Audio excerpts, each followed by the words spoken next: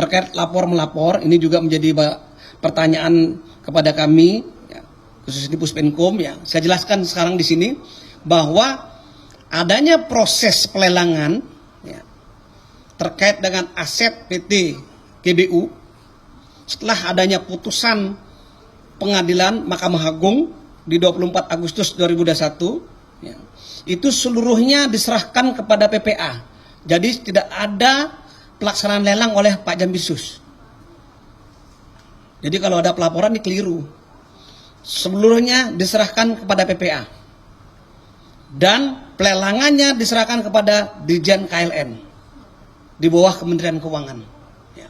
Saya jelaskan kronologisnya bahwa sejak awal penyidikan ya, PT GBU ini sudah pernah diserahkan kepada Bukit Asam.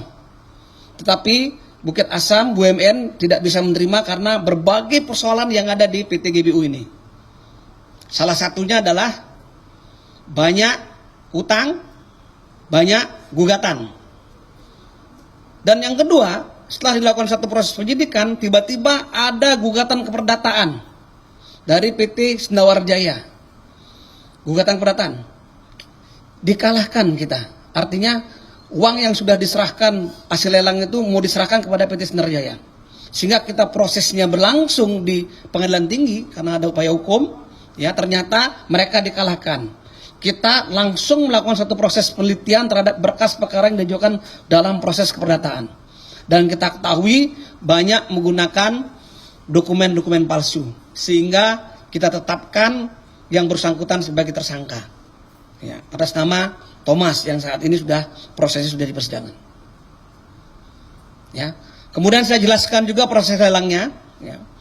Bahwa proses pelelangan PT GBU ini dilakukan penilaian oleh 3 appraisal. Pertama, yaitu terkait dengan aset atau bangunan alat berat yang melekat di PT GBU dengan nilai kurang lebih 9 miliar. Kemudian ada juga perhitungan oleh appraisal yang kedua terkait dengan PT GBU dengan nilai 3,4 triliun. Dari hasil 2 tadi dilakukan satu proses pelelangan pertama, tetapi satu pun tidak ada yang menawar. Jadi kalau dibilang ada kerugian 9 triliun, di mana kerugian 9 triliunnya?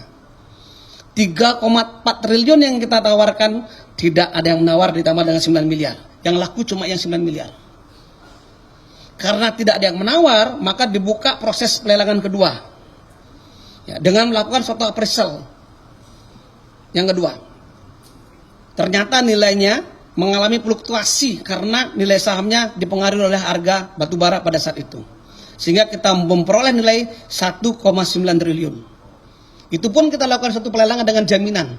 Kenapa ada dengan jaminan? Karena di dalam PT GBU itu ada piutang. Ada utang dari perusahaan lain. Kurang lebih 1 juta US dollar. Kalau dihitung pada saat itu kurang lebih 1,1 triliun. Ya. Karena satu orang yang menawar, maka kita tetapkan sebagai pemenang. Kenapa ini cepat kita lakukan satu proses pelelangan? Perlu Bapak Ibu ketahui, teman-teman media ketahui. Ya. Karena ini untuk segera dimasukkan ke kas negara.